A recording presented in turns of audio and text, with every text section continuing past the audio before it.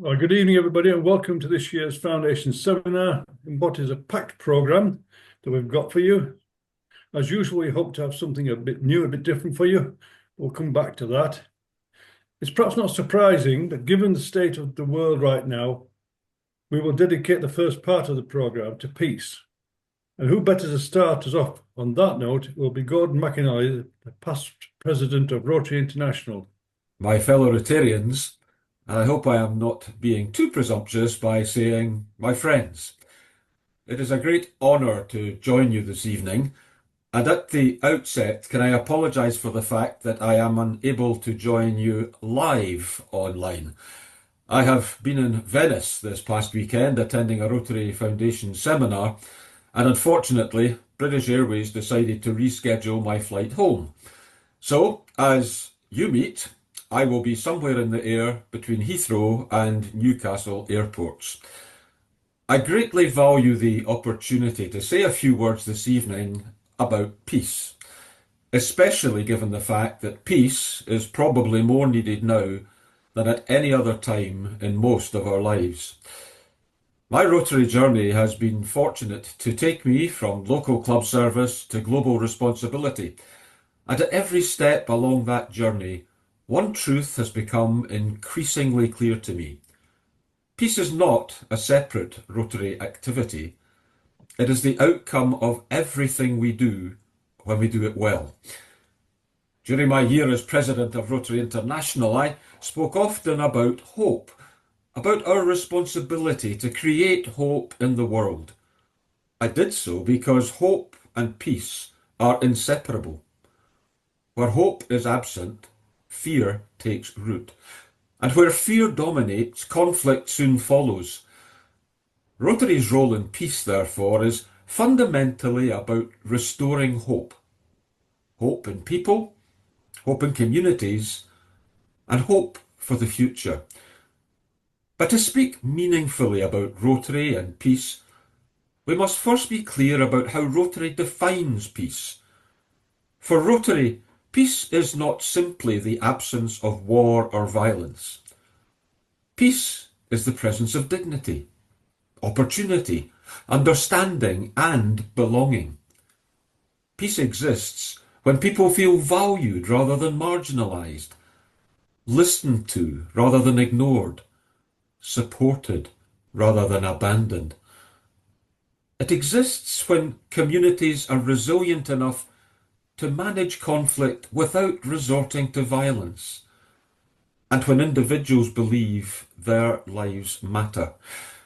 This broader understanding of peace matters because it shapes how we act. Rotary does not want for peace treaties to be signed. We work earlier, deeper and closer to the ground, addressing the conditions that make peace possible in the first place. Rotary's commitment to peace is long-standing. From our earliest days, we have believed that international understanding and goodwill are not luxuries, but necessities. Paul Harris understood that when people meet across cultures as friends and equals, mistrust begins to dissolve. Today, that same belief lives on in our clubs, in our projects, and in our global partnerships. One of the clearest expressions of this commitment is peace building and conflict prevention, one of our 7 areas of focus. Through this work, Rotary addresses the root causes of conflict: poverty, lack of education, inequality, trauma, and exclusion. These are not abstract concepts. These are lived realities for millions of people, and they are powerful drivers of instability. I have long been an advocate for greater awareness of mental health, both within Rotary and beyond it. And I believe strongly that mental well-being is an essential, though sadly often overlooked, component of peace. Communities burdened by untreated trauma, despair, or social isolation struggle to sustain harmony. By promoting compassion, support, and connection, Rotary helps create the emotional and social foundations upon which peaceful societies are built. Nowhere is Rotary's peace commitment more visible than in our Rotary Peace Centres. For more than 25 years now, Rotary has invested in Peace Fellows, extraordinary individuals from all around the world who are trained in conflict resolution, mediation, and peace building at leading universities. These fellows return to their communities equipped not only with academic knowledge, but with cultural understanding and moral courage. What I admire most about this programme is its humility. Rotary does not impose solutions. We empower people who understand local realities and who can build trust where it has been broken. Peace, after all, cannot be imposed from the outside. It must be nurtured from within. But Rotary's contribution to peace extends far beyond formal peace programmes. In fact, much of our peace work happens quietly, through service that may not carry the word peace in its title, but achieves it in practice. When Rotary provides clean water and sanitation, we reduce conflict over scarce resources. When we support education, we offer young people alternatives to violence and extremism. When we strengthen maternal and child health, we stabilise families and communities. And when we fight disease, most notably through our historic effort to eradicate polio, we demonstrate that cooperation is possible even in the most divided regions of the world. I have seen with my own eyes how Rotary's work builds trust across borders and belief systems. In some of the most fragile of settings, Rotary volunteers of different faiths, languages and political views have worked side by side with a single shared purpose: to serve. These moments may not make headlines, but they change perceptions, and perceptions are the building blocks of peace. Rotary also creates peace through belonging. Our organisation brings together people who might otherwise never meet, let alone collaborate. Every Rotary club is, in its own way, a small exercise in diplomacy. Every international project is an act of bridge building. Every Rotary friendship is a quiet challenge to the notion that difference must lead to division. In a world increasingly defined by polarisation, Rotary offers something both simple and powerful: respectful dialogue. We listen. We collaborate. We disagree without dehumanising. And in doing so, we model the kind of civic culture that peace requires to endure. Ethical leadership is another cornerstone of Rotary's peace-building role. Through our commitment to integrity and the four-way test, Rotary promotes values that are essential to peaceful societies: truth, fairness, goodwill, and benefit to all concerned. These values shape how leaders make decisions, how businesses operate, and how communities resolve conflict. Of course, we must remain realistic. Peace is not quick, and it is never guaranteed. Rotary cannot end every war or heal every division. But that has never been our task. Our task is to remain steadfast, to continue showing up when it would be easier to turn away, to continue believing in cooperation when cynicism is fashionable, and to create hope when the world feels heavy with despair. Peace is built in classrooms and clinics. It is built in youth exchanges and community projects. It is built when a Rotary club chooses inclusion over indifference, understanding over assumption, and compassion over convenience. My friends, peace is not a destination at which we will one day arrive. It is a responsibility we carry every day. And Rotary, through its values, through its people, and through its unwavering commitment to service, will continue to be a force for peace in a world that urgently needs it. Thank you for all you do to create hope, and in doing so, to create peace. Each and every one of you is a credit to the badge you wear, and I am proud to belong to the same organisation as you. Thank you so much. Very grateful to Gordon for going to the trouble of sending him his video, and hope he got home safely. I'm sure you've heard the expression that children are our future.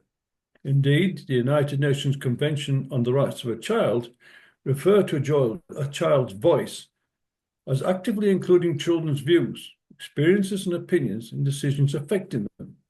So with that in mind, and here is that something new I mentioned, you're about to hear from some children's views on peace in the form of a Rotary Kids Club at St. Pius X Roman Catholic School in Barrow. This is their video, and the sound quality is not always so good, so please turn your volume up to full. This section was to have been introduced by the head teacher, Mr. Kevin McGoldrick, but sadly he cannot be here this evening, so he sent me an introduction which I will read for you.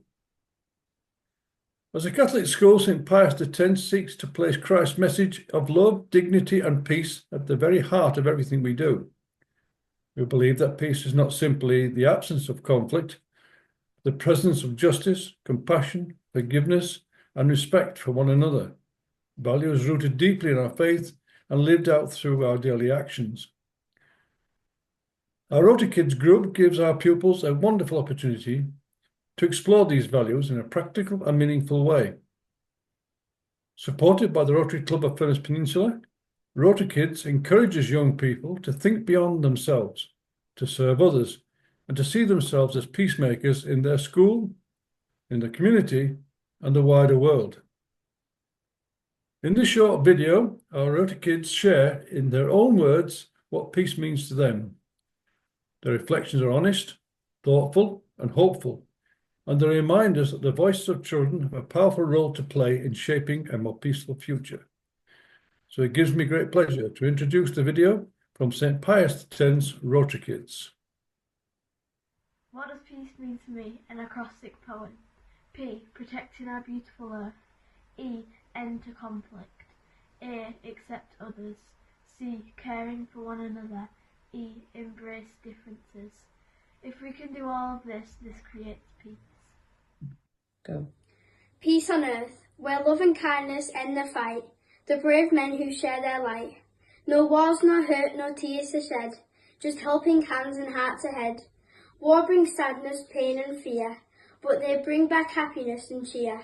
We stand side by side and let our hearts be open wide, while we stand together, waiting for the world to share peace and kindness, because the world has blindness. May war come to an end and peace fill every land. Help us find ways to solve problems with kindness, not violence. Guide the world toward understanding and harmony. Protect those who are suffering. For me, peace means to be kind and happy in the inside, no war, no fighting, everyone to get along with each other and treat each other with respect.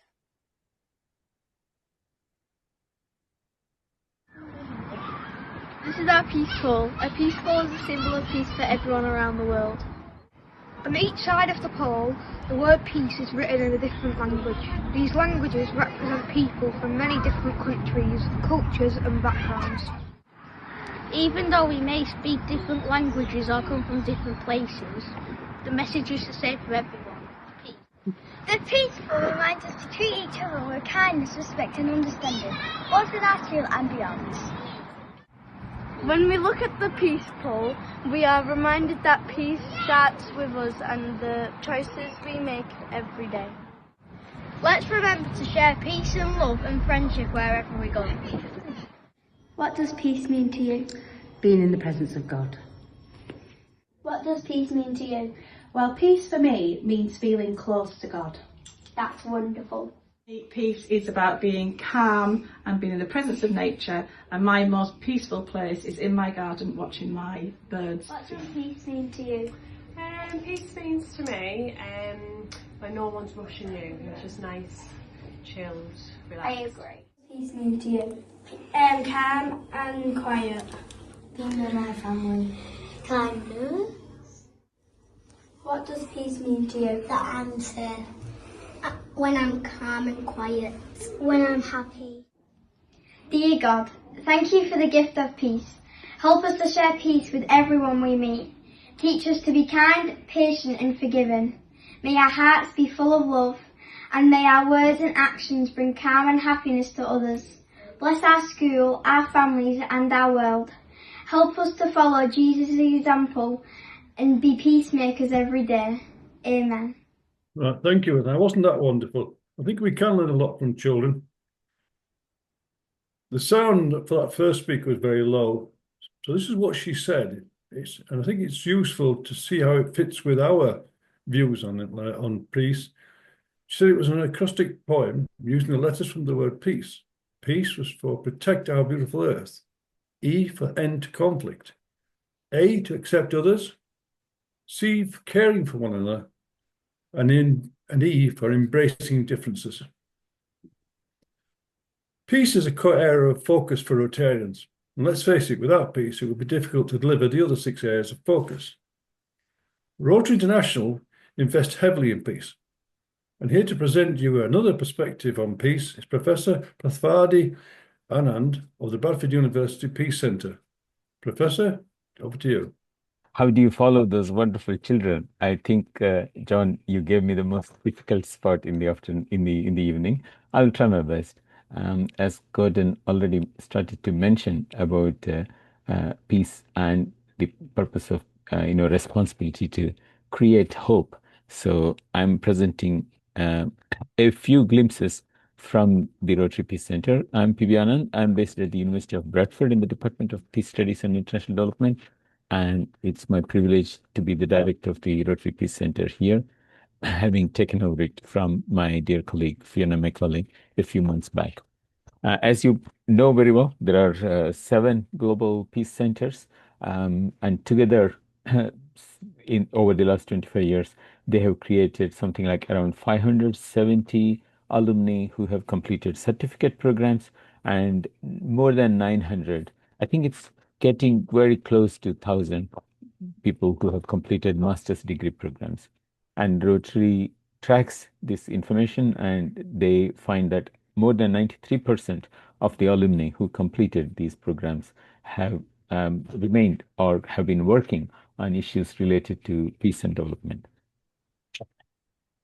So at Bradford, of course, we have a lot of privilege, having been part of the Rotary journey for over 22 years now. Actually, we completed 23 years. The batch 24 are at the moment going through their program, and 25, the batch 25 will come in September. In fact, just this week, the Rotary International have confirmed that the advertisements for 2027 admission process has just begun. So we will share with you those links, and if you can promote that in your networks as well, that would be great. So the context, Gordon already started to mention about where this is happening. And we know if we look at the Uppsala conflict database, this is the kind of number of conflicts by different type from 1948 to 2024. So we can see, especially from 2000. So the Rotary Peace Centre here was set up in 2001. So we can see since then it has been kind of globally the number of conflicts has been increasing. So this is the context in which I think the work of a centre like ours becomes really important. And even more importantly, the amount of money being spent on military expenditure. So all this data is from the Institute for Economics and Peace, very latest report called the Great Fragmentation. But this similar data is also available from PRIO, Peace Research Institute Oslo, and also Uppsala Conflict Database. But all of these point to the fact that the amount of money being spent on military has been steadily and rapidly increasing, especially in the last 10 years. Now, globally, it's something like around $2.5 trillion being spent on military. Of course, a few countries spend a lot more on this than many others. And we are also told that we are at a kind of a moment, pivotal moment, when international kind of the world order that post Second World War institutions were created to deal with has been significantly changing.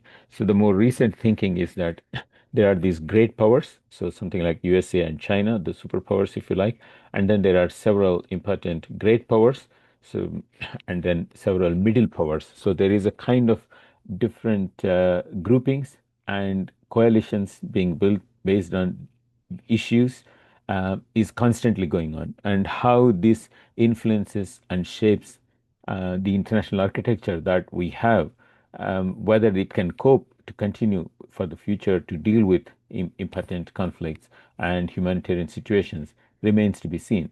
And most recently, as you know, in the last 1 month, so many important events have taken place, very much kind of shaking up the global institutions that we are familiar with. As I mentioned, again, the superpower, the great powers, the middle powers, and emerging powers. So what is interesting is if you think of any conflict, whether it is Ukraine, whether it is Israel, Gaza, or the conflict between Cambodia and Thailand, and many others, we can see that it is within the influence region of one or more of the middle or emerging powers, and that creates several complex layers to understand and also to deal with. And this is where I think the power of diplomacy and dialogue becomes really important. And in the Institute for Economics and Peace report, I found this diagram very, very interesting. And I thought that I'll just share this. So if you think of various the nodes, if you like, it's like a network diagram, and the thickness of line represents the amount of interaction. The size of the dot represents how powerful that particular pole is, and think of like magnetic lines. Those poles are pulling from each other. And in 1991, we can see that there were essentially the Europe, USA, these were the main powers, and many other smaller countries, including Russia, were much smaller. And we can see that in the left-hand side power diagram. But more recent picture, we can easily see how this is shifting and changing. So USA continues to be a very important power, but we also have Europe, and then you have the in Asia Pacific, China emerging as a much stronger power, and also the various middle powers, and these are pulling, if you like, and in different directions. So this is where I think, in terms of the layers of complexity, become really clearly evident.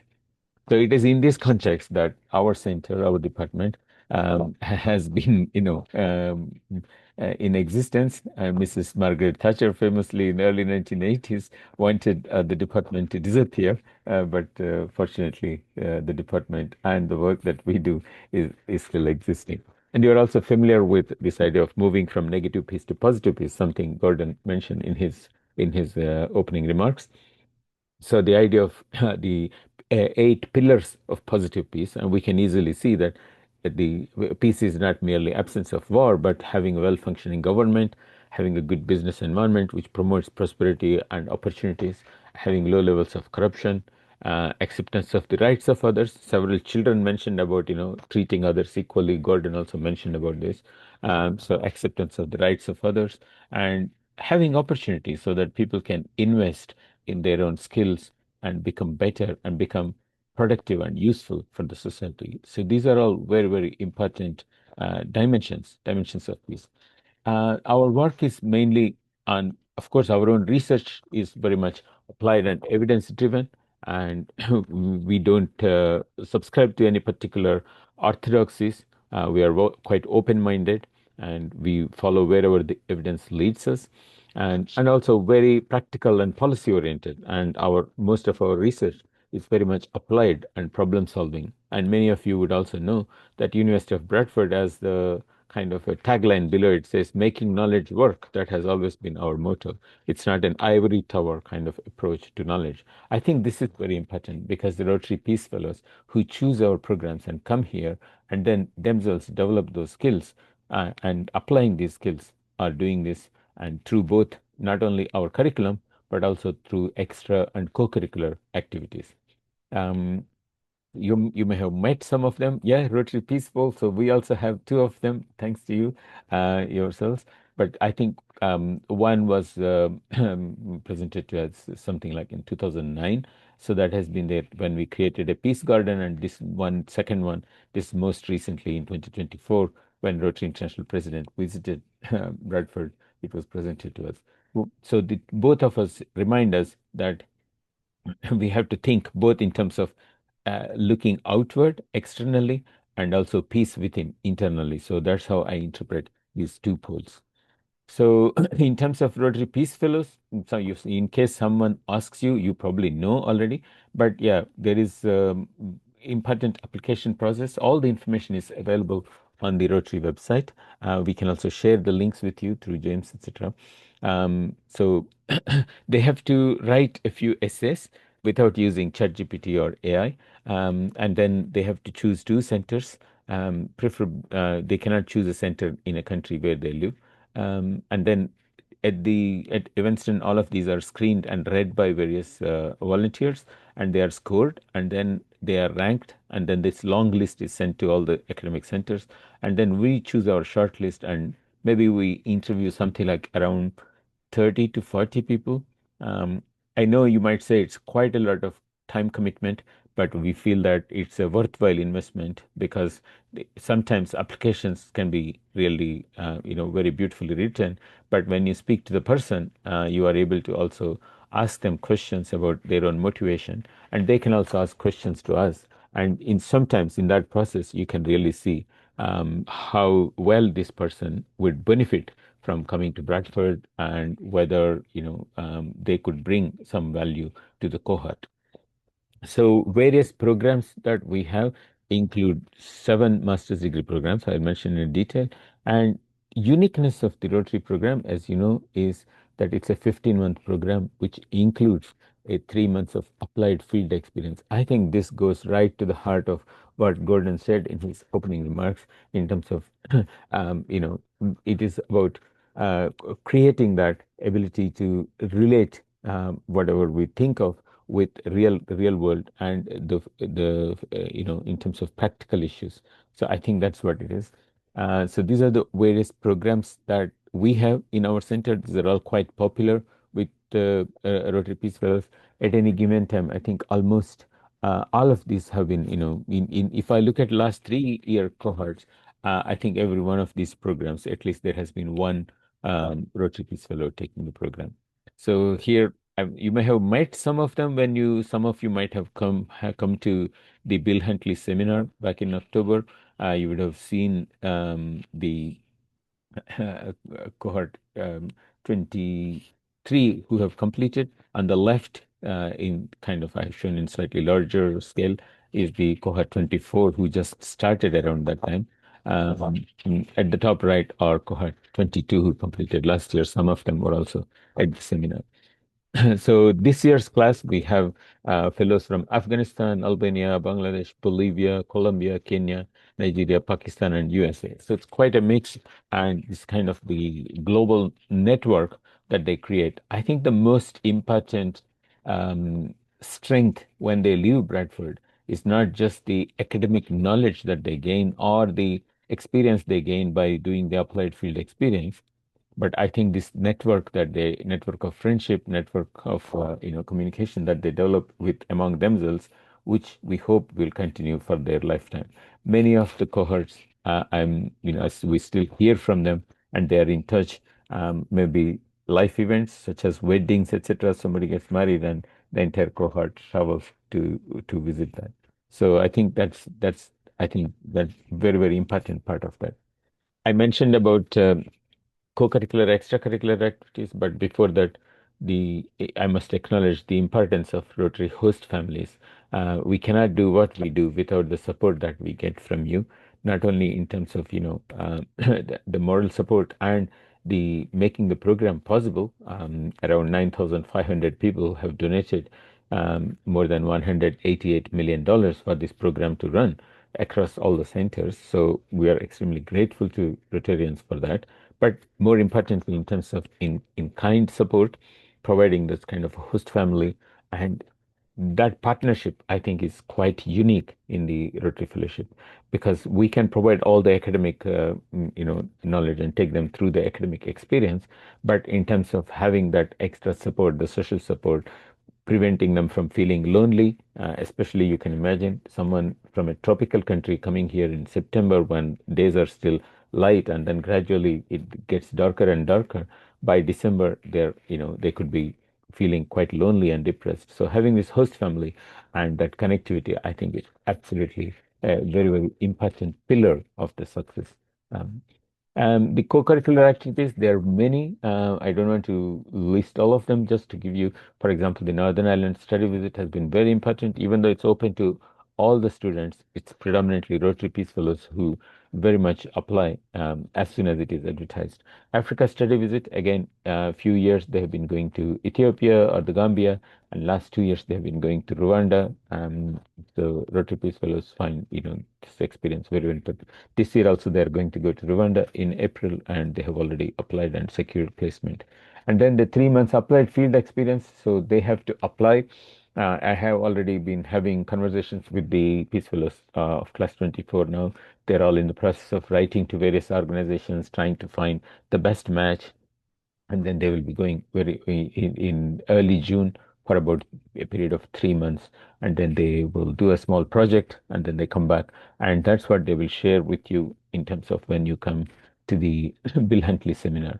All of this gives them an opportunity to challenge themselves, to work together as a team, to explore various kinds of challenging situations, learn about new issues, emerging issues, and also new solutions, innovations, learn about, in kind of intercultural perspectives firsthand, trying to understand that, and also give back to the communities, whether it's, in terms of maybe shaping how this knowledge can be applied, whether it's a school, whether, a few years ago we had a Rotary Peace Fellow who organized a peace program in the Balkans, and things like that. Some of the examples, there are so many examples we could give. Some of the people who completed this program and went on to become, for example, Martha has become the educator of the Liberties Research Center, and Elahe Puende, I have been in touch with her.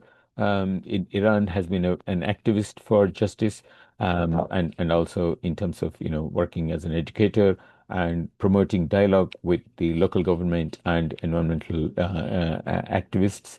Stian, I have not communicated, but I know I have seen the communication that he has been working with NATO. Similarly, Greg from New Zealand went on to become National Security Policy Director. Cynthia, I know very well, former Brazilian police officer, now heads security for Uber in Brazil to provide, security mechanisms to make Uber safe for women at any point in time, at any time in the day that they would be able to take. And so she's overseeing that. And finally, Regina, who has been in Kenya, has been working with the National Cohesion and Integration Commission. So some of the children earlier mentioned about the idea of, seeing each other with respect and treating everyone equally, etc. So a very important work that's being done by the National Cohesion and Integration Commission. Probably something similar is needed, not just in Kenya, but many other countries. So I hope some of you have very good memories of your experience at the Rotary Peace Seminar, the last one. And, there's quite a lot of, I know it says seminar, but we try to make it hands-on and active. We try to innovate. So each time the Peace Fellows come up with some ideas. So this year it's going to be on 31st October 2026. So you can get your Halloween costumes ready by now, and book the date in your diary. I think there will be dinner on the previous evening on the 30th October. So we really welcome you. We hope we can see all of you at the Bill Huntley seminar. So I'll stop there. I have given you a visual stop tour, but I'm very, very happy to take any questions, or you can always contact me or James Barton, who is our Rotary Center administrator, and our emails are there on the screen. So thank you very much. Back to you, John. Well, thank you very much, Professor, and I'm very grateful you taking your time out tonight to come and talk to us. I know how busy you are, and I've got to agree that the seminar in October, we tend to go every year if we can. And it's marvellous to meet the students, but it's also great to understand the practicalities of peace, or the mechanics of peace, as I call it. So if anybody's got a weekend to spare in October, please, you have a great weekend over in Bradford. You enjoy the curry, but you'll also have a marvellous time at the Peace Seminar. So thank you again, Professor, for joining us. If you've got any questions, by all means, drop something in the chat box and we'll get the professor to answer them, and we'll get that circulated to people in due course. So thank you again. I think that gives us all something to think about from all involved. So thanks to the past President Rotary of Rotary International, President Gordon, to Professor Annan, and especially thanks to children of the Rotary Kids Club of St. Pius X Roman Catholic School in Barrow.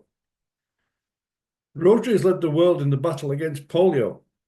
We're now delighted to welcome James Carmichael, the Rotary GBNI End Polio Now campaign regional officer, to bring you right up to date. James? Hello, everyone. Yes, well, some exciting news for you, first of all. And it's a measure, I think, of the commitment of Rotary in Great Britain and Ireland. They have decided to make my role a team role. So as of June this year, there'll be 3 of us acting as the representatives for the End Polio Now campaign, which I think is a great development.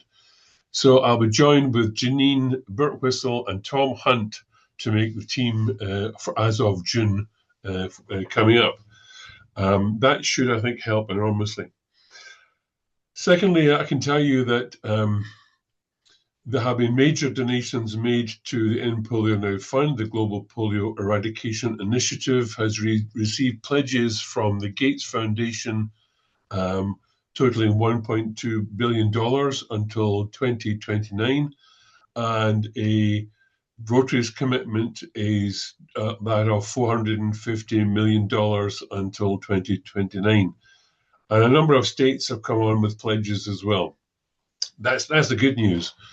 The bad news is that there's still a hole in the funding for the Global Polio Initiative of around $400 million. That's been caused by the withdrawal of support from the USA for a variety of health programs, although they didn't specifically, they avoided specifically cutting back on support for polio. So many other health programs have been affected, and so many other organizations have been affected, that it's had a knock-on effect. And where we are right now is really a critical place. In order to reach our target of completely eradicating the wild polio virus by 2029, we need urgently to fill that funding gap, the resources we need to keep on fighting the campaign. Right now, Pakistan is immunizing 43 million children, and they have put 400,000 people on the front line in delivering vaccines and in providing security. Because, of course, as has been said already, conflict affects all of our programs, and it very much affects the End Polio Now program.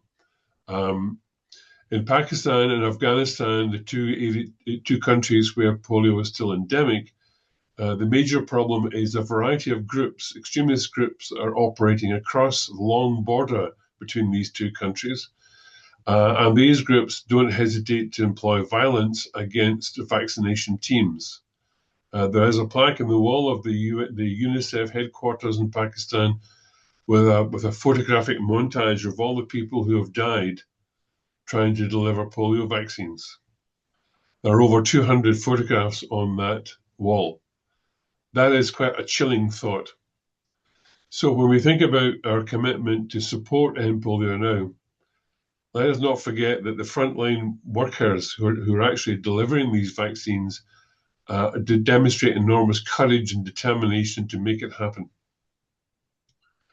The last couple of years ago, the outbreak of polio that occurred in the Middle East has been contained in Gaza in particular, by the efforts of people going into conflict zones, risking their own lives to deliver vaccines. And that's been a hugely successful program. Effectively, the spread of the disease has been stopped in Gaza, and it's an enormous achievement. It's also a great compliment to the courage and bravery and determination of the families who took their children to polio clinic centres and had their children vaccinated. And that stopped the progress of the disease. So the courage of people in the front line is quite remarkable. And the sacrifices they make to deliver those vaccines are enormously important. And it's not just, of course, vaccines against polio. They supply a number of other medical support systems, vitamins, other vaccines, and health support for mothers and children is delivered as well. Altogether, a remarkable achievement.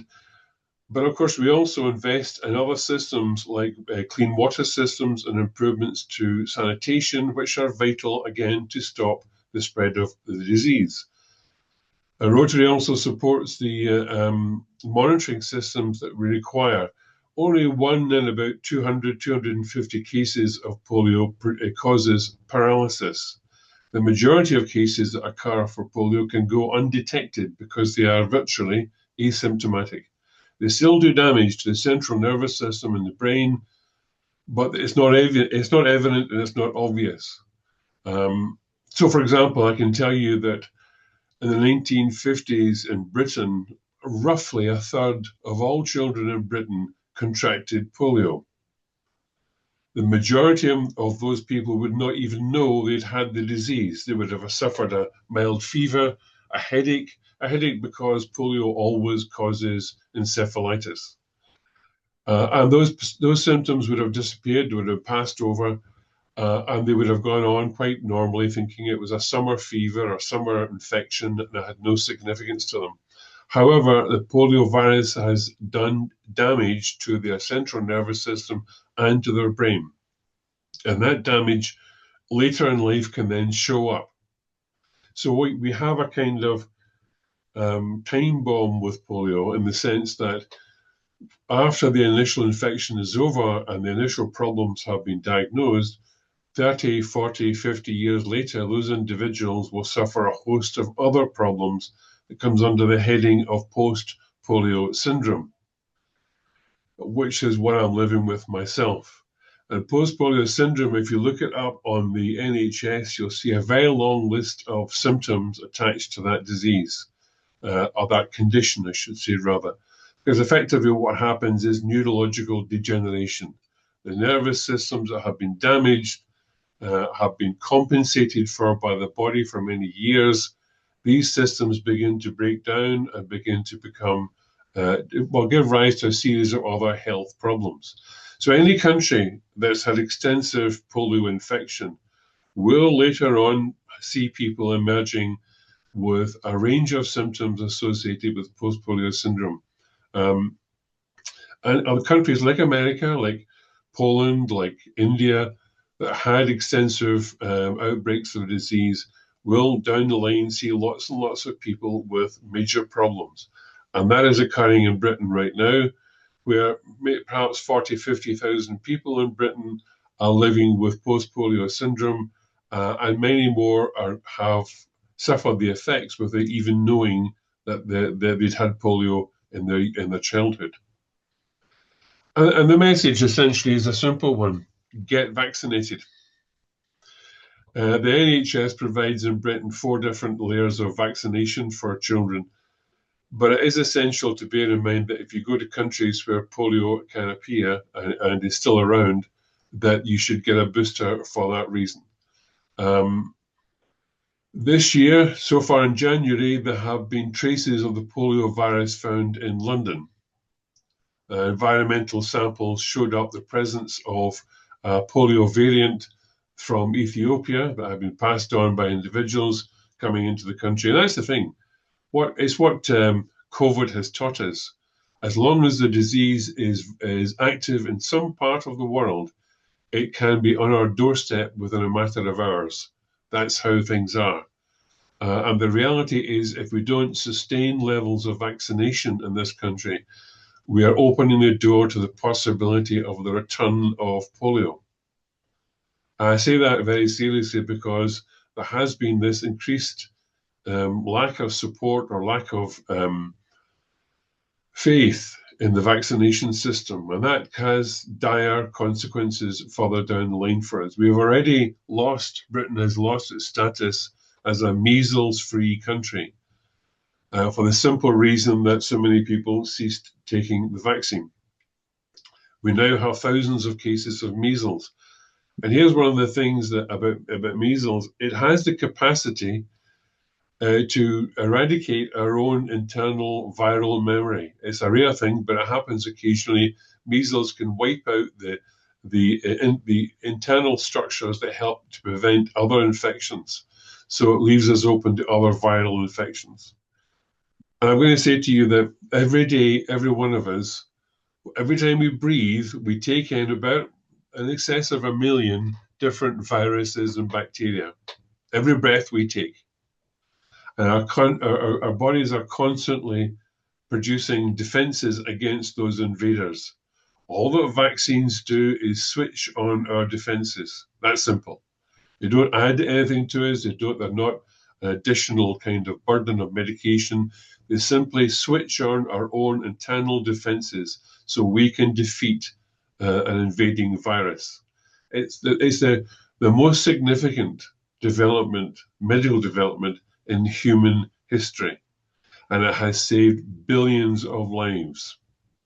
So we must focus on promoting the End Polio Now campaign to eradicate the disease, but we must also focus on encouraging people to vaccinate, because it's a key defense in our health system.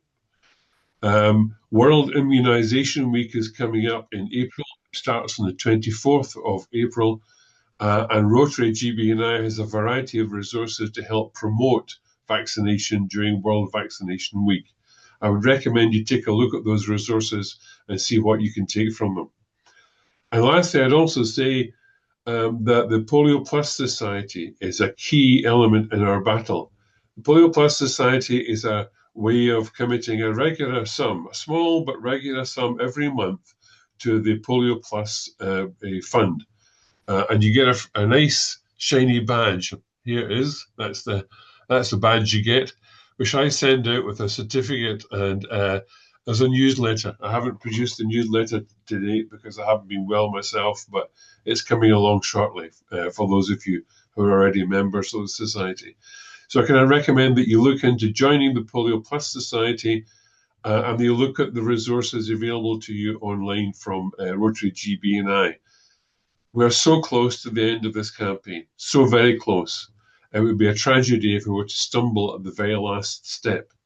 So let's do all we can to raise funds for the Polio Plus Society and for the End Polio Now campaign to make sure that we achieve that goal of ending polio. Thank you. Well, thank you, James. Thanks for bringing us up to date with that. It is concerning that there is a big gap in the funding, and I think we all need to do that little bit extra to try and make up the difference. It's also quite enlightening to remember it's not just money, it's all those people who've lost their lives on the ground trying to deliver the vaccine. So we're also grateful to them. Now, so many people, as I think we all know, have never heard about polio. So one of our innovative Rotarians has come up with a great idea to introduce the subject to children and help schools to deliver the message. So I'd like now to please welcome Les Hardy of Accrington Rotary Club to tell you about Rosie's homework. Thank you, John. Good evening, everyone. Although it may not be a good evening from some of the things we've heard, there are issues and we have got to continue the battle against polio. Something I've been doing since the 1980s, and I'm totally committed to doing so. In the past, we have had various publications made for the use of Rotarians. How well they were used is very problematic. What I have done is take a completely different approach, based really on many of the things that have been said already this evening by Gordon and just immediately by James. And that is about the future. And that has been my thought process. What can we do to draw in more people, particularly young people, because they are the future. They are the people who need to be involved now. They're the people who need to act through knowledge, not through hesitancy, fake news, and information, which has been spread quite widely, leading to the problems that James has just mentioned, firstly about measles, but it applies to many other things as well. The solution has come about through experience. Many lessons worked with primary school children. So myself and my colleagues in Accrington Rotary have been into the classroom, talked with the children. It's hundreds of children with whom we have worked.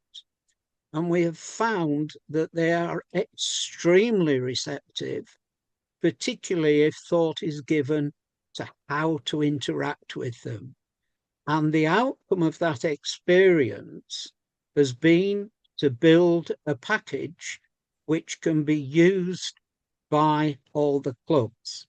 And all the clubs should have seen this. I'm sorry, it's going to be in reverse, but this booklet, Rose's Homework. It's been designed to interact and be interesting to the children. It's designed to make them think, but it's also based firmly in the curriculum. It's about extending their language skills, their communication skills with each other, and it's built around a practical activity, which immediately interests the children.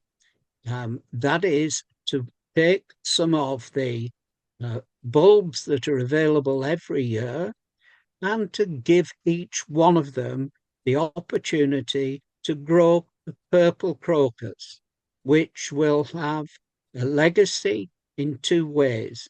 First of all, it fits in with the section of the curriculum that is about viruses.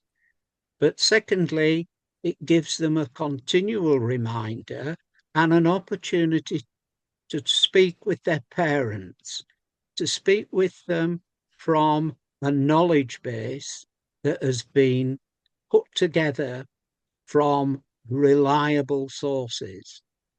Now, many Rotarians probably shudder at the chance of even meeting 35 children in a classroom, never mind talking with them. And yet, many have grandchildren, family of their own, and can talk quite fluently. Therefore, to help them, there's a second part to the package, which is this support work. It's designed to stimulate Rotarians, encourage them to be forthcoming with their schools. Lancashire alone has 700 primary schools, and it's those children who are enthusiastic. Many of them belong to Rota Kids clubs. They're going to go forward into secondary schools and increasingly looking to build on what they've experienced in primary. Every club secretary has received one of these packages, and I encourage every Rotarian to really consider the importance of getting youngsters involved. As James has said, we need to build that base of knowledgeable people who will go into the future and continue to do the brilliant work that we have done as Rotarians to bring so close the end of polio. Thank you, John. Well, thanks very much, Les. I'm sure if there's anybody who doesn't appear to have seen Rosie's homework, if you contact Les at Accrington, I'm sure he'll work something out with you. Now, we've talked a lot tonight, and foundation grants underpins much of our work. So I invited Sam Jones, our district grants officer, to talk to you a bit more about that. Sam, the floor is yours. Thank you, John. Just to kick off a little bit about myself. I've been a Rotarian since the early 1970s, mostly at Preston and Mounderness. I've been a district treasurer and an assistant governor. But it has been my great privilege to be the grants officer for our district since 1st of July 2020. It's really been a real privilege, and especially when I get the reports back from clubs about the grants they've completed and the benefits they've brought. Next one, please, Malcolm. A bit of an introduction, and it's can I just sort of make a point first of all about our foundation? The foundation is Rotary's only charity, and I think we need to remember that it's been built up by Rotary clubs and individual Rotarians from across the world. It now has investments of about $1.5 billion. And in the Rotary year 2024-25, it made grant awards of £300 million. There is a lot of knowledge required really to work out what activities are eligible for grants, the processes that need to be gone through to get the grants applied for, and then to comply with the conditions that the foundation lays for doing the grants as we've said they would. I don't have the time to take you through the intricacies of these processes, but the foundation part of the Rotary International website and the Rotary Learning Centre are really excellent sources of information. And for a Rotarian who wishes to have a really full understanding of foundation grants, I really recommend very strongly the Learning Centre course entitled Grant Management Seminar. The Learning Centre courses, I think nowadays, are really excellent. The grant pages on the district website are also very helpful. And the district foundation team lead, that is John McGill, and myself as the grants officer are also very, very willing to help you get through the process successfully. And please remember, as you navigate the challenges of the grant system, the benefit that grants funds can bring to local and international communities, which I hope to demonstrate to you in the grant examples I will cover later. I'm now moving on to sort of the basics of grants. The foundation awards several types of grants: disaster response grants, End Polio Now, which received $151 million last year, Rotary Peace Centres, and of course we've heard already about the Bradford Centre tonight. There are the programs of scale, which are sort of $2 million grants, which is a sort of a new initiative, or relatively new, but it is really two other types of grants that I will be talking mostly about tonight: global grants, briefly, and at greater length, district grants. Very broadly, what our district can receive from the foundation for district foundation activities depends on what clubs and individual Rotarians in the district contributed to the foundation 3 years ago. The more we contribute, the more we get back, which of course is a challenge against the background of now fewer clubs and declining membership. The grant system has a language of its own, and there are 3 key terms which I'd like to take you through so that it makes the rest of my presentation a little more understandable, I hope. The first term is the annual fund. All contributions to the foundation in the Rotary year are credited to the annual fund unless the club or Rotarian wishes them to go wholly or partially to another fund, say, End Polio Now. At the end of the Rotary year, 50% of the contributions to the annual fund go to the second key term, which is called the World Fund. The World Fund pays for the worldwide Global Grants Programme and is available to all Rotary districts and clubs from across the world. The other 50% of the annual fund goes to the final of the 3 terms I'm wishing to explain to you, and that's the District Dedicated Fund, which is usually abbreviated to DDF, and is for the district to use to fund projects of its choice. The DDF available to our district for the next Rotary year is based on our contributions to the foundation in the 2023-2024 year, and the sum was $22,764. Sadly, the lowest it has been in my time as the grants officer. I'm sorry to add to the gloom a little by telling you that the DDF available for the 2027-2028 Rotary year will be no higher than this figure. The final term I want to explain to you is areas of focus. Foundation grants can be spent only on one or more of the foundation's areas of focus. By way of reminder, the areas of focus are disease prevention and treatment, water sanitation and hygiene, maternal and child health, basic education and literacy, community and economic development, peace and conflict prevention and resolution, and the last and most recent one, supporting the environment. Clubs and districts must adhere to the Foundation's reporting deadlines and can be barred from applying for district and global grants if reports are outstanding. Currently, our district is 100% compliant, and we want to keep that record up.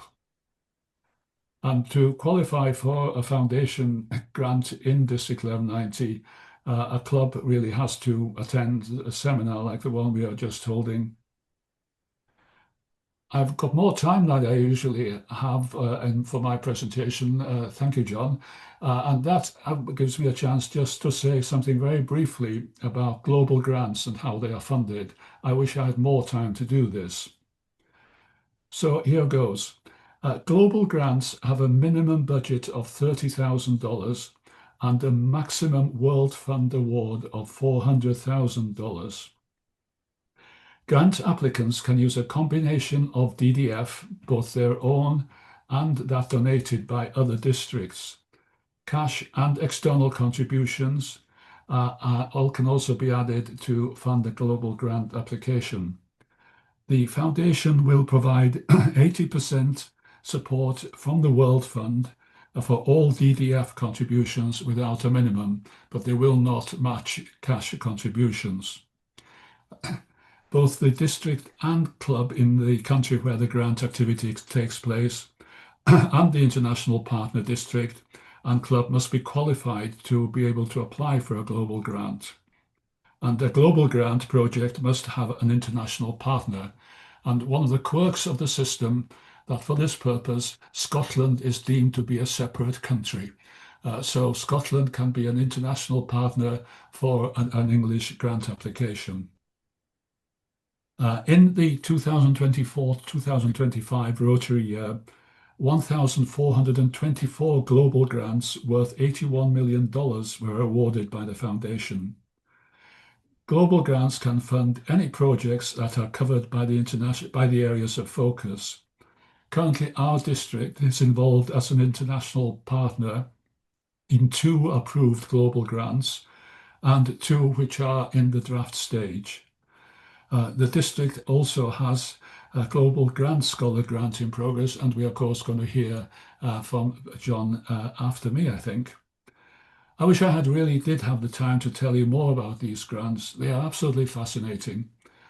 And the advantage of global grants as well is that they can be applied for at any time in the Rotary year. I'm now going to move really to what I will spend probably the most of my time on now, and that's district grants. District grants can be used to fund a variety of district and club projects that fit into one or more of the areas of focus. These can be either local or international. Districts may, by applying to the foundation, use up to 50% of their DDF to receive one lump district grant annually. This grant can be distributed by the district between qualifying clubs that have applied for a grant, subject to obtaining the foundation's approval for each one. In the Rotary year 2024-2025, the foundation awarded 468 district grants worth $27.8 million. In the current Rotary year, that is 2024-25, District LEM 90 applied for and received 12 district grants totaling $12,156. I mentioned earlier that the amount likely to be available to the district for district grants in the 2026-27 Rotary year at $11,382 will be the lowest in recent years, and that's because of the district's contribution to the annual fund in the Rotary year 2023-2024. In recent years, the maximum district grant that LEM 90 has awarded per project is 50% of the project cost, but not exceeding £1,500. And the club can normally apply for only one grant per Rotary year. The club and/or its partners provide the balance. To support the excellent projects clubs submitted, grants were restricted this year to 56% of the amount applied for and the maximum figure for awarded per grant figure has been reduced to £1,000 for 2026-27 to try and support as many applications as possible with the reduced available sum of DDF. Applications for a district grant must be made on the form, which can shortly be downloaded from the Foundation Grant section of the Foundation part of the district website. The form is available in both PDF and Word formats. If you have difficulty in downloading the form, please get in touch with me, and in extremis I will print one out and send it to you digitally. The form is in two parts. Part one is the Memorandum of Understanding between the clubs and the district, which must be signed by club officers. The memorandum sets out the responsibilities of the club if it has awarded a grant, and the club must comply with all the conditions and requirements of the Memorandum of Understanding. It's really important that a club applying for a grant understands the responsibilities to the foundation that it is taking on. The Memorandum of Understanding is much more than an administrative document. Part two of the application gives details of the project and the financial arrangements for it, provides an outlined budget, and covers the sustainability of the project. Work on a grant-assisted project must not start until the foundation has approved the application. District grants support Rotary-led service, not the routine costs required to run another organisation. Paying such costs shifts Rotary into the role of a funder of that organisation's operations rather than a partner in a service project, and is therefore ineligible under the Foundation's district grant terms and conditions. There will be a reluctance on the part of the District Grant Subcommittee, which I'll come back to in a second, to give a longer guarantee of support than 1 year for a multi-year project. and to support the same project more than once.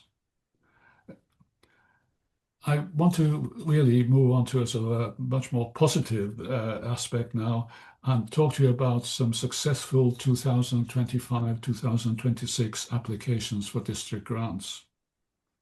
The first one is an Accrington Rotary project. Menstrual poverty in the Gambia district disturbs the education of girls and prevents women working to earn a living. After a successful pilot, the project was to produce and distribute 5,000 reusable menstrual pads in the Gambia using materials sent from the UK. Training of local volunteers to assemble the pads was done by a local training centre. The distribution was supervised by local Rotary and Rotaract clubs. This project has provided a framework for a long-term solution to the problem in the Gambia. The next project is the one by Brampton and Longtown. The number of children attending the William Howard School at Brampton with special education needs has grown. The school concluded that a sensory room would benefit both the increased number of special needs pupils and the wider school community, enabling a safe place to be created where behavioural interventions and self-regulation could take place. The school raised a staggering sum of £10,000 to create the room and asked the Rotary Club for assistance to equip it. The Rotary Club of Brampton and Longtown committed £1,000 to this and applied successfully for a matching district grant. The sensory room is now in use, and an article in the Cumberland News about the room acknowledged the help given by Rotary and the benefits. The next one I want to tell you about is a grant successfully obtained by Kendal Rotary. Restart Africa, a charity which is well known to Kendal Club, provides many street children in the Gilgil area of Kenya who both suffer abuse and deprivation with food, shelter, welfare and education. Over 100 children aged from a few weeks old to adulthood are helped. And one student has just been accepted for university. Restart does not receive any funding from the Kenyan government. The grant was used to replace very worn and really dangerous furniture with new furniture sourced locally for the nursery part of the Restart facility and provides a better environment for those unfortunate youngsters. And the final example is one that I think is very community-based, and that's from Rossendale Club. Rossendale Hospice have been providing end-of-life care in the locality for over 35 years and receives limited government support, as do indeed do all hospices. The hospice identified that Samsung Galaxy A+ tablets support a specialist app called EMIS, which gives hospice at home staff visiting parents ready access to patient records. The grant, together with club funds, was used to buy 18 Samsung Galaxy tablets and install them with the EMIS app. And this will help the nursing team significantly to provide care for years to come for the patients. I just want to take you now through the process for applying for district grants for the 2026-27 year. This seminar, as I've already mentioned, is the starting point for the grants journey. Between now and 15th of May 2026, which is the closing date, clubs should prepare and submit the applications for projects they want grant funding for to me as the grants officer. The District Grants Subcommittee, which I've referred to once already, and which is made up of the District Governor, the District Foundation Team Leader, and the District Grants Officer, myself currently, will meet to consider the projects in late May 2026. In July 2026, as soon as the new Rotary year starts, and you're not allowed to apply earlier than that, unfortunately, I, as a grants officer, will submit the district's funding application to the foundation in Evanston. The online submission gives a summary of each of the projects in the application. There is a strict allowance of 400 words per project. Between July 2026 and, say, August 2026, the foundation in Evanston considers the district's application and almost inevitably asks for additional information. To my surprise, they did not ask a single question this year. Hopefully, the foundation will agree the district application and will send the funds to the district bank account between late August and early September 2026. The district treasurer will then pay grant monies to the successful clubs. The money must be paid into the club's charitable trust account. Clubs will be required to submit reports to the grants officer detailing progress with their projects by the end of March 2027. And that's really, this is a time when I get a real buzz from seeing how things have worked out. I then must report progress made with the projects to the foundation before the district can apply for another grant. So the final words from me: do apply for grants. Communities will benefit, as I have tried to show in the examples I have just given. And just please remember, the foundation is our charity. I know there's a lot of quite detailed information in what I've spoken about. So if you would like a digital transcript of my presentation, please either call me or email me, and I'll be very pleased to send you it. Thank you very much for listening. Thank you very much, Sam. That's very interesting, and I know it'll be helpful to a lot of clubs, and clubs should be happy to contact Sam if they want to get more explanation or to see his input again tonight. The district is well known for its support of education. And I'd now like to look to invite our latest global scholar, John, who is currently in Zambia. And hopefully the line will hold and we can experience John's input fresh on the day. John, are you there? Thank you, John. Yes, I'm here. Thank you. Thank you so much for the introduction. My name is John Mwanakatwe, and I'm a student at the University of Lancashire in the UK. This year last year was my research year, and I came to Zambia to conduct a research in basic education and literacy, as you know, as one of the Rotary's 7 areas of focus.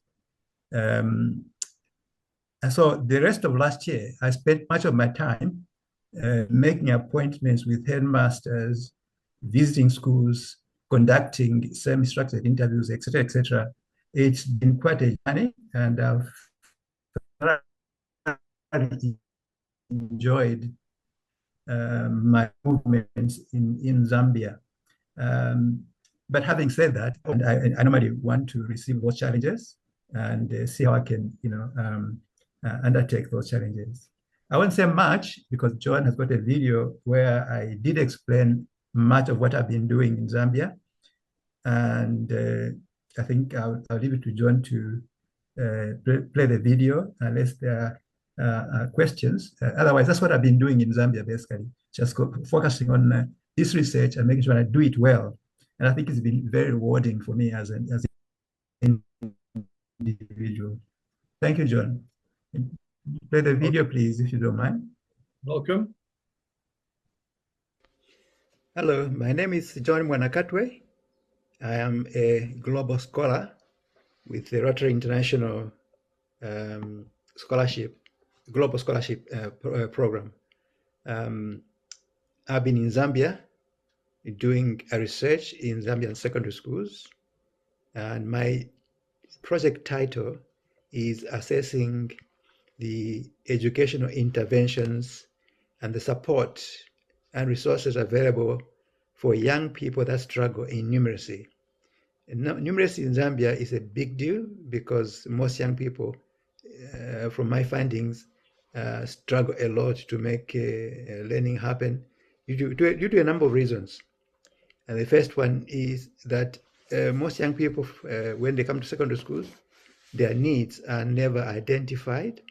For instance, if they got dyslexia or if they have dyscalculia, their needs will never be identified. So teachers only learn to understand their learning needs when they are already in the classroom. And I think that maybe it could probably be better if the needs were identified beforehand so that teachers can organize the appropriate resources to help these children to make learning mathematics or numeracy happen. Unfortunately, that's not the case. The second issue is that most teachers are not trained to identify these special needs, for instance, dyscalculia or dyslexia, and therefore they cannot tailor the appropriate support for these young people who are struggling to learn numeracy or mathematics. I've so far conducted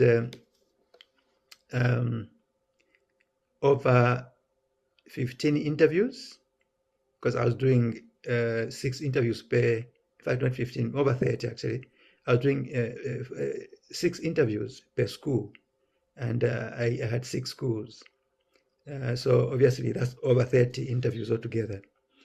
And in all these interviews, there was one amazing theme that came up, the ones I mentioned, deference, where members of staff are respected at the expense of the learning of the child.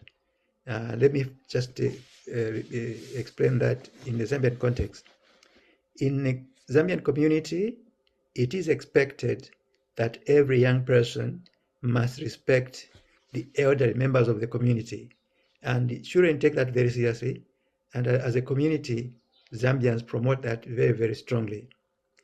Unfortunately, when it comes to the classroom context, the issue does not necessarily help learning happen for the children, because they are scared to ask teachers for fear of being looked at as if they were disrespectful or insolent.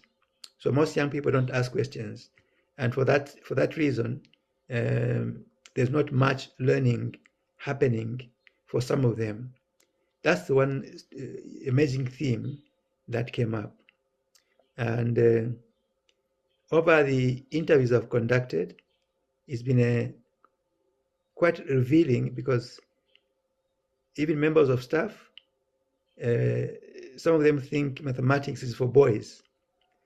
And therefore, when they're teaching maths, you can imagine what happens in the classroom if a child is told this subject is for boys. Even female members of staff would rather refer to it as if mathematics is for boys. Why? Because they think mathematics is too difficult. Numeracy is too difficult. And so they assign that it's a cultural thing. They think that is for boys, and for that reason it becomes like a hindrance to the girls' learning of mathematics, or generally even to the boys. There are a lot of needs in the schools where I went to.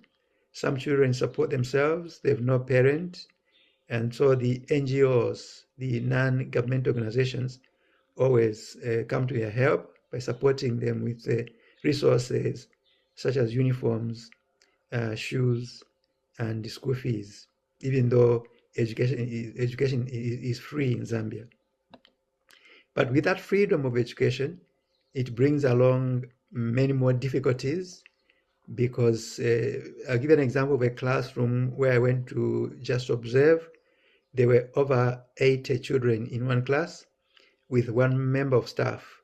There was no learning support staff. There was no other teacher in the classroom. and it was packed with the children, and it was difficult even for me to find a place to sit. I squeezed myself next to a student who didn't even have a pen, and I had to give them my pen to use for writing. So when I spoke to the member of staff after the classroom observation, you could see that she actually struggles to be able to teach in that class. And the resources are more or less like non-existent, because even though it's free education, the resources like books must be bought by their parents.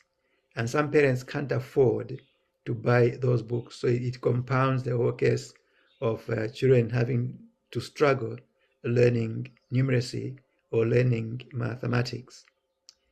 There are many other issues that I encountered during my stay in Zambia over these 9 months. And the time on this in the short video is too short for me to talk about everything else that I've come across. But this global grant seeks to address those gaps that I mentioned, generating content that is specific, that is out of the lived experiences of learners themselves and the teachers.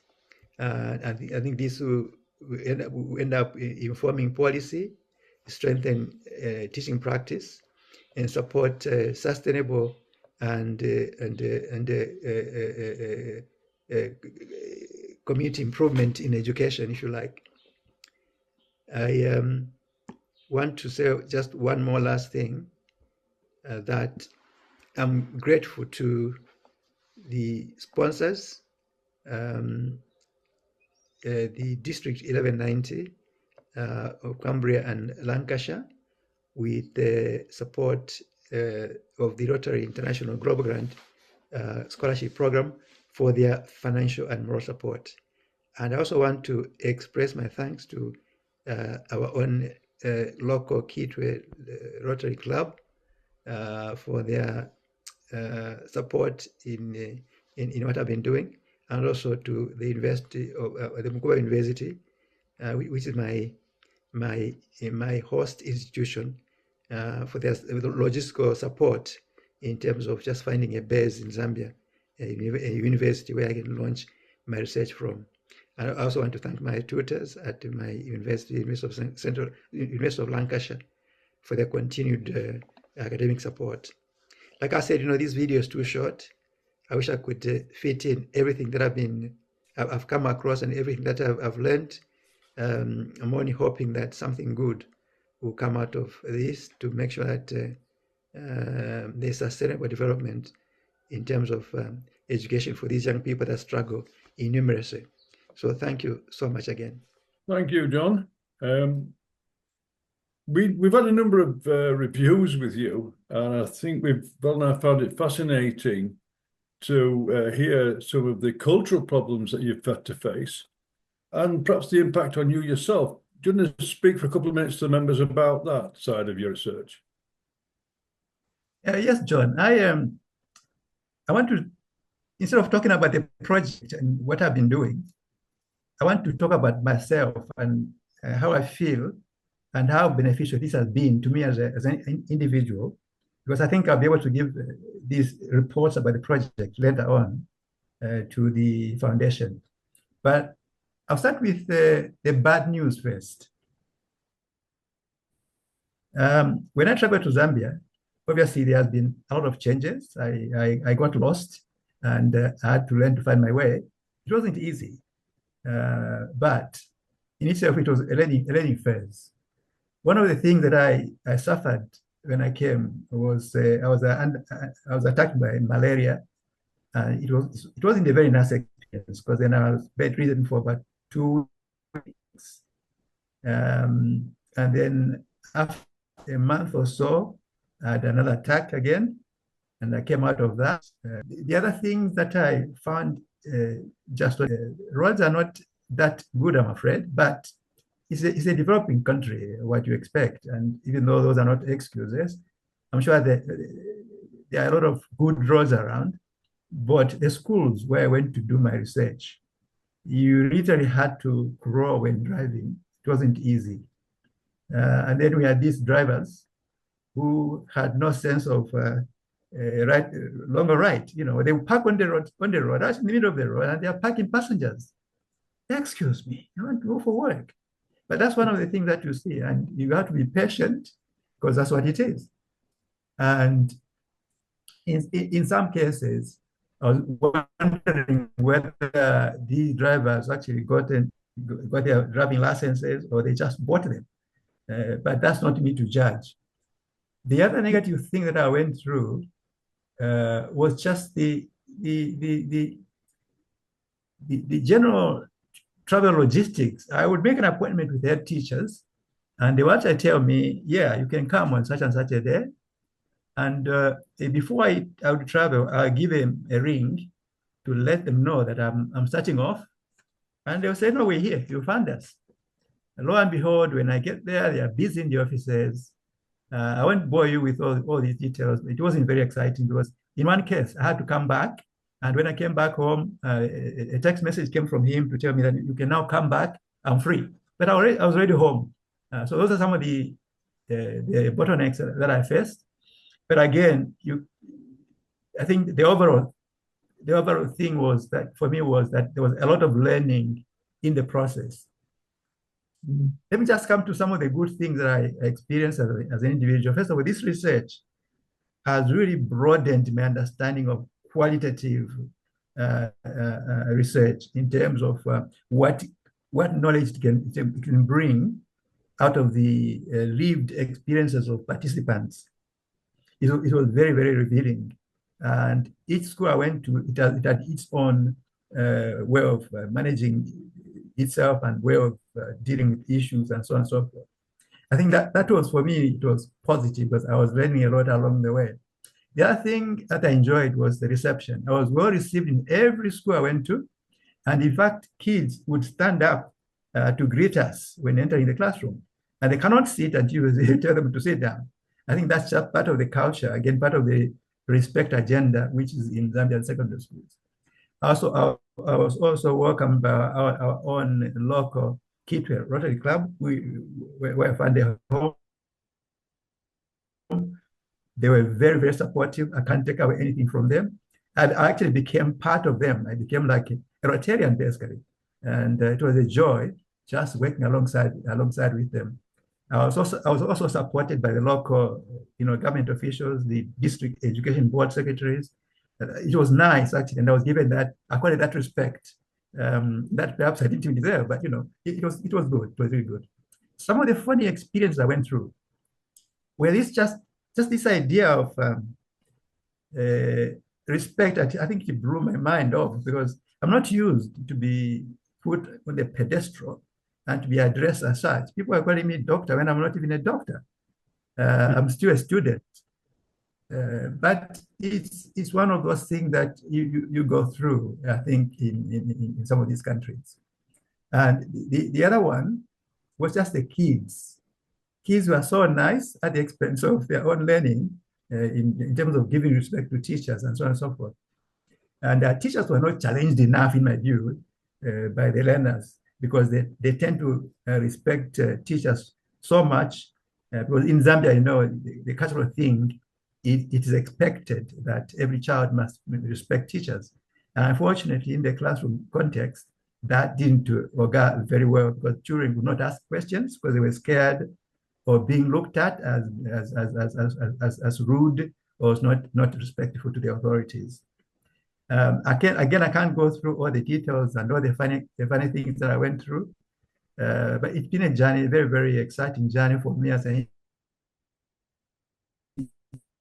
individual, and I've enjoyed my District 1190,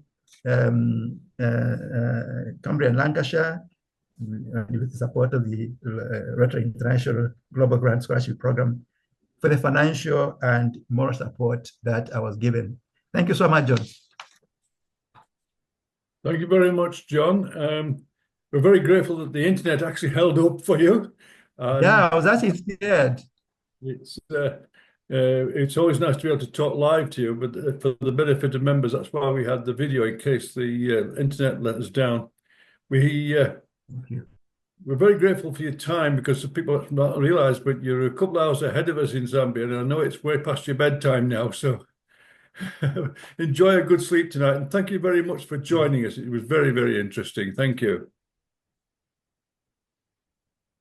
Thank you, John. Thank you. Okay.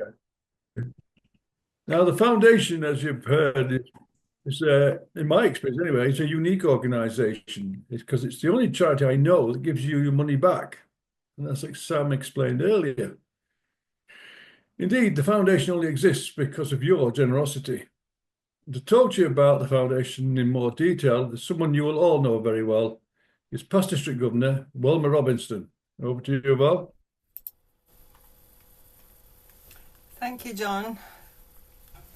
Good evening, everyone, my fellow Rotarians and honoured guests. And what an interesting range of speakers we've had tonight. Now, some of them have already spoke about certain elements of the Rotary Foundation.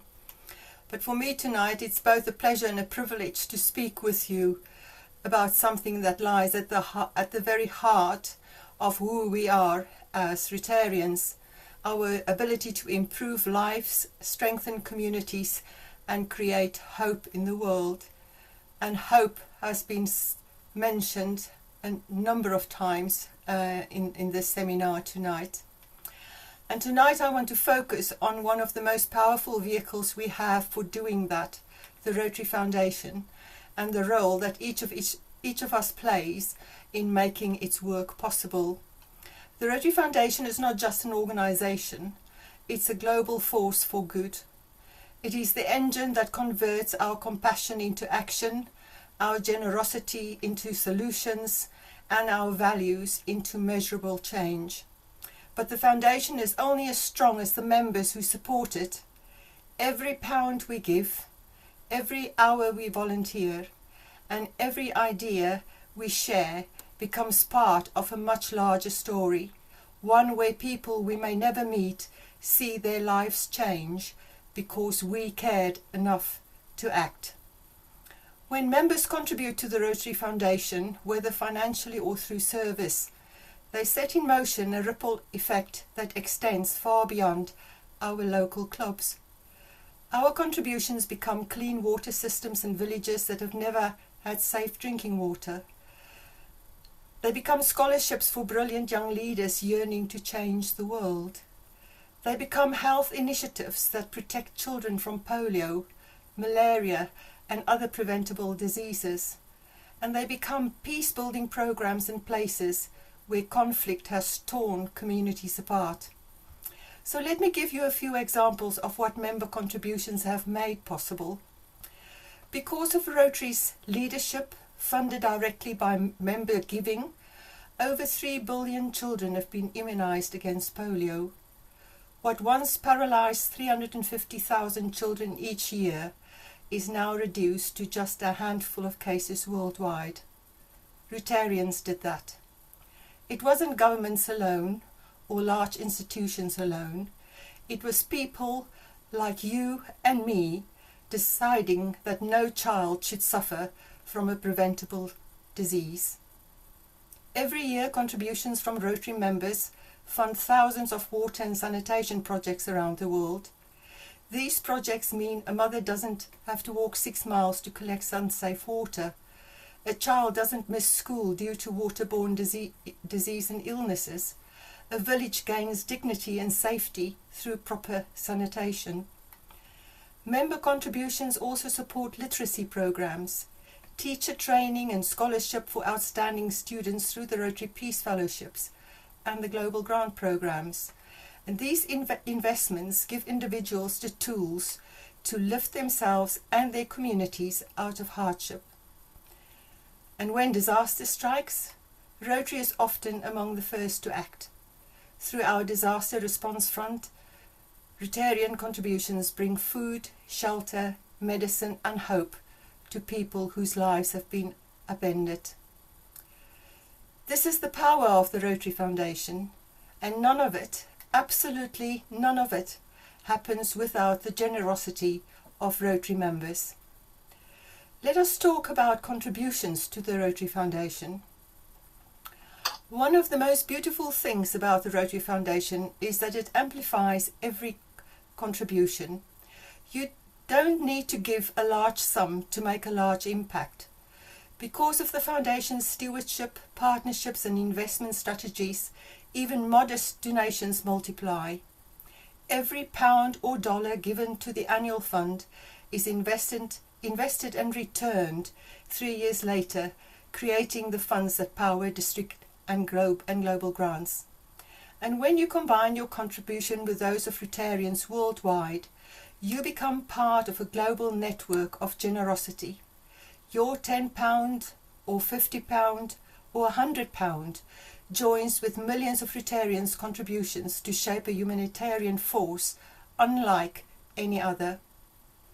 In Rotary, given is not measured only by the size of the gift, but by the spirit of the giver. But before we talk about how non-contributing members can become part of this impact, let's acknowledge something important. Not everyone gives financially, and that's okay. People may have financial limitations, personal commitments, or simply are just unsure about how their giving will be used. For some members, it's not a matter of unwillingness, it's a matter of uncertainty. They may wonder, will my contribution really make a difference? How does Rotary use the money? And can I make an impact, even if I can't give much? These are valid questions and part of our responsibility as Rotarians, for us to ensure every member understands that the Foundation is one of the most transparent, efficient and impactful charitable organisations in the world. We must welcome questions, provide clarity and inspire confidence. Now let's talk about how members who haven't yet contributed financially or otherwise can get involved and make a difference. Start small. Even a small recurring donation of say £5 or £10 a month adds up over time. It builds a habit of generosity and creates a sustainable flow of support for the Foundation's work. No amount is too small. Truly, it is the collective strength of many small contributions that makes Rotary's impact so powerful. One of the most important ways Rotarians support the Foundation is through the Every Rotarian Every Year system, often called ERIE. The idea is simply, if every Rotarian gives something, whatever they are able to give, every year, the Foundation remains strong, stable and responsive. It's not about the size of the gift, it's about participation. ERIE builds a culture of shared responsibility and reminds us that we're all part of Rotary's impact. Many Rotarians choose to do this through sustaining membership by contributing at least £87 annually to the annual fund. These gifts are especially powerful because they help fund future district and global grants. In fact, contributions to the annual fund are invested for 3 years and then returned to support projects we care about, often right here in our own communities. Sustaining membership is consistency, commitment and confidence in Rotary's mission. And for those who are able and inspired to take a larger step, there is the Paul Harris Society. Members of the Paul Harris Society commit to give $1,000 or more each year to the Foundation. This level of giving provides critical momentum for large-scale projects and long-term planning. The Paul Harris Society members are leaders in generosity, ensuring that Rotary can respond quickly and effectively to the world's most pressing needs. And beyond annual giving, Rotary also recognises extraordinary lifetime generosity through the bequest and the major donor programmes. Major or bequest donors have contributed or committed $10,000 or more over time to the Rotary Foundation. These individuals and families help secure Rotary's credibility, stability and global reach. Their generosity sends a powerful message. Rotary is worth investing in for today and for generations to come. That brings me to the Endowment Fund, which may be one of the most important gifts we can make to the future of Rotary. Unlike annual contributions, gifts to the Endowment Fund are invested permanently. Please note, I say permanently. Only earnings are used, in other words, only interest, which means the principal amount remains intact forever. The Endowment Fund ensures that Rotary will continue doing good in the world long after we've gone. It's a way to leave a legacy of service, values and hope. So what's the real impact of this giving? The real impact is clean water that continues to flow. It's children who stay in school. It's communities lifted out of crisis. And it's Rotary remaining strong, trusted and relevant in a changing world. But we also give time and talent to Rotary. Contributions aren't only financial. Some of the most meaningful contributions come from members who give their time, skills and leadership, like members helping to plan club service projects, members participating in grant-funded programs, members who does mentoring youth through Rotary youth programs, and members offering professional advice for Rotary initiatives. Rotary thrives on the strengths of its members. If someone can't give financially, they can give meaningfully in many other ways. Members can champion local initiatives that are funded by Rotary grants. They can join the committee, help with fundraising events or volunteer at project sites.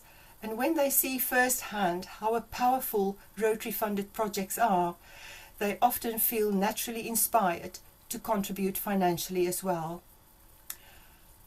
One of the most valuable contributions is advocacy, sharing the impact of Rotary projects with others. When members tell Rotary's story in their workplace, their social groups or their families, they help attract new support, new members, volunteers and potential foundation donors.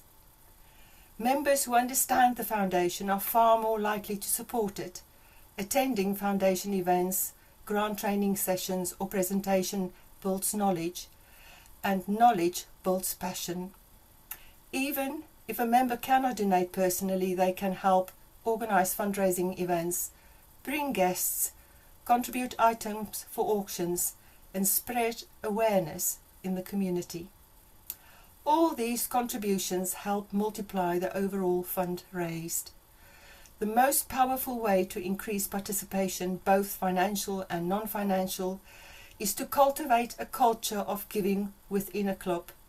When members see others giving, when they hear stories of impact, when generosity becomes part of our identity as Rotarians, people feel inspired to join in.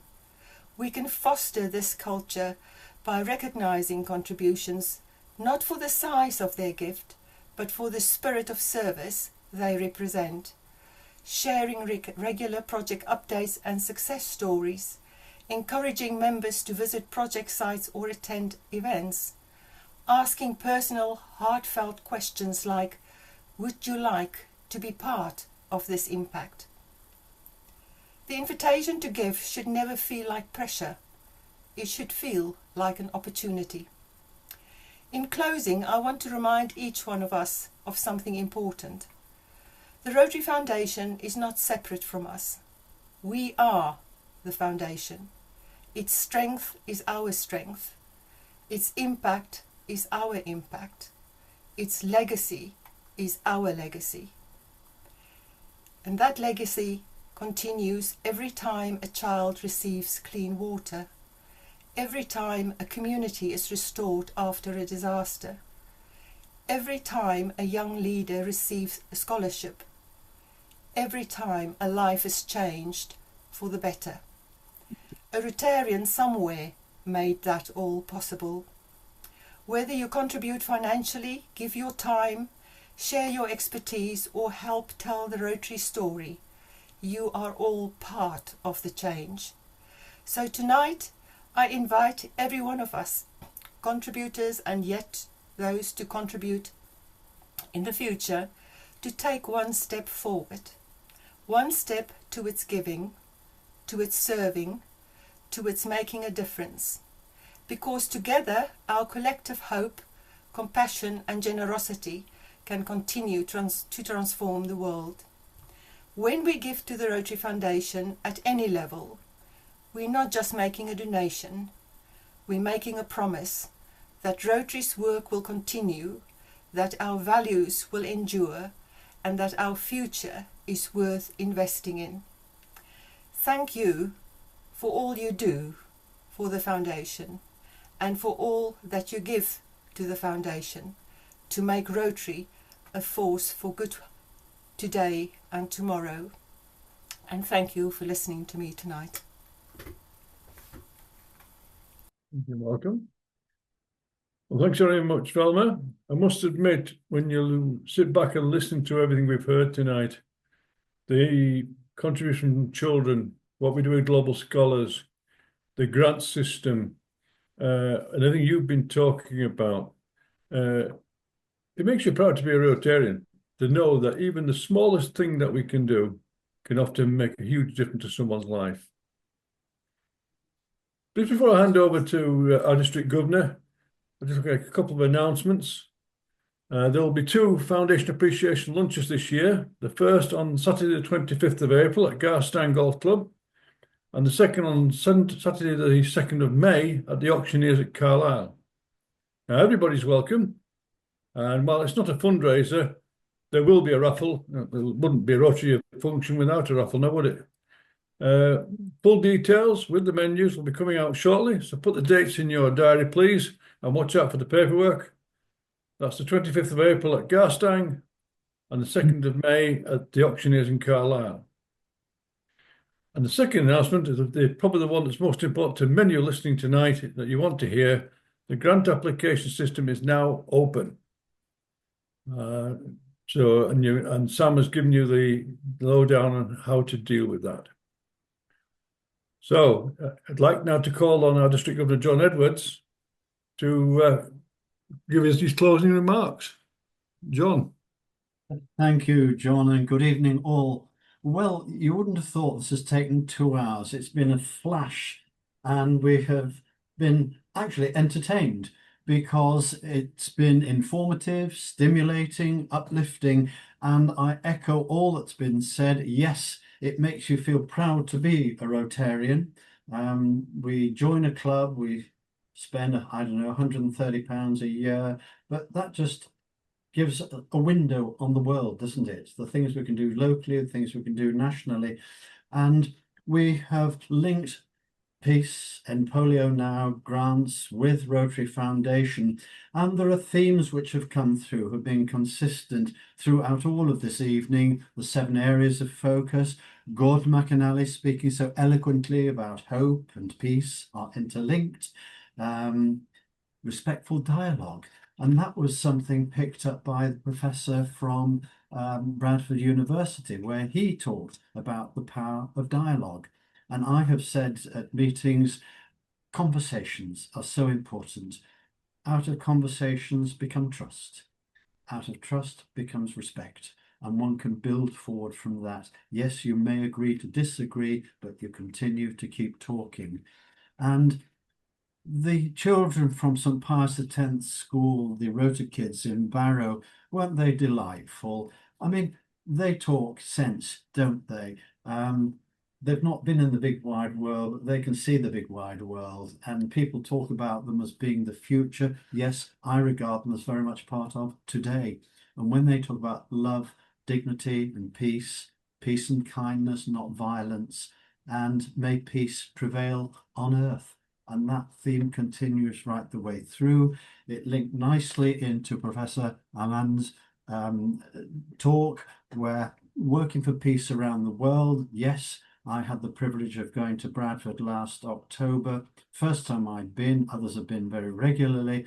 I found that most uplifting, and again, so proud to be there and listening to all that goes on, and indeed meeting the Peace Fellows who, when they graduate with their MA or MSc, will go out into the field, 3 months of applied field experience. So again, it's picking up this theme that Velma finished on about how our contributions make a difference, because that has cost so much money through these peace centres. I actually made it 8 peace centres, not 7, as the good professor commented.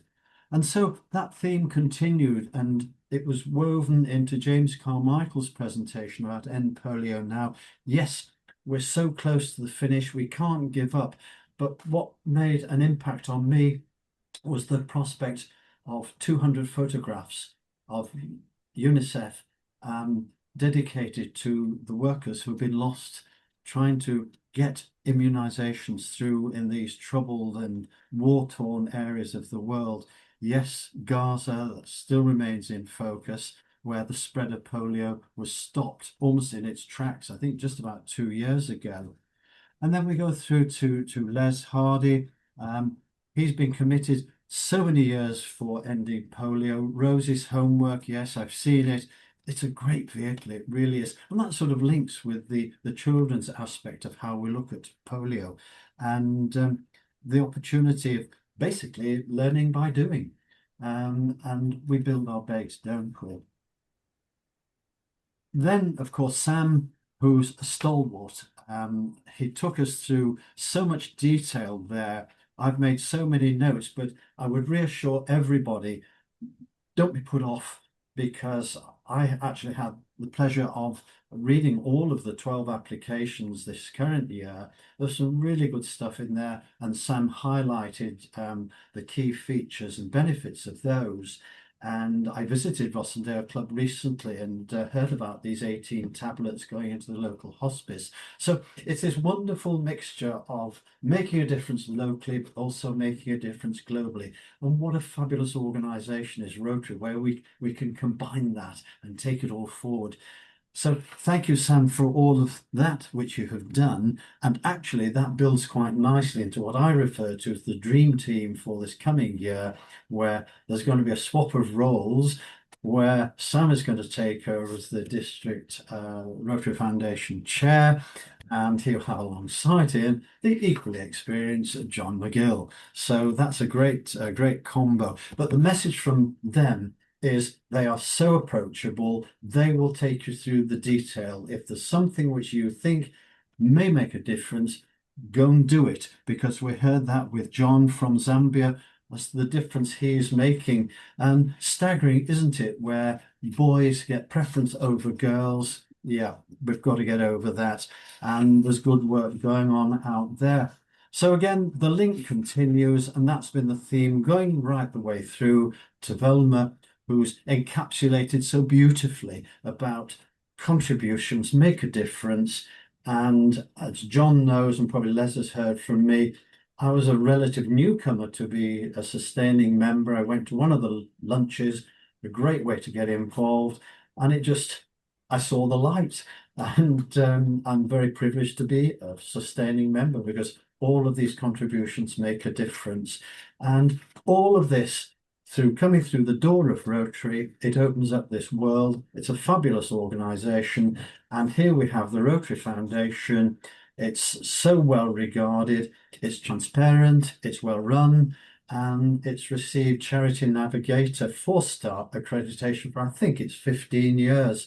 So really, I hope that's a quick skate through all we've heard. Grateful thanks to all the speakers, to John for putting it all together. Thank you for that. And also, quietly behind the scenes, to Malcolm, who's coordinated a lot of all the presentations, coordinated it beautifully. So again, in closing, thank you for coming. Thank you for your attention. It's highlighted so much, and I think given us all a boost to know that, yeah, we're part of a wonderful organisation. And all I wish you now is a peaceful evening and a gentle journey back to your comfortable sofa. Thank you each. good night and God bless you all.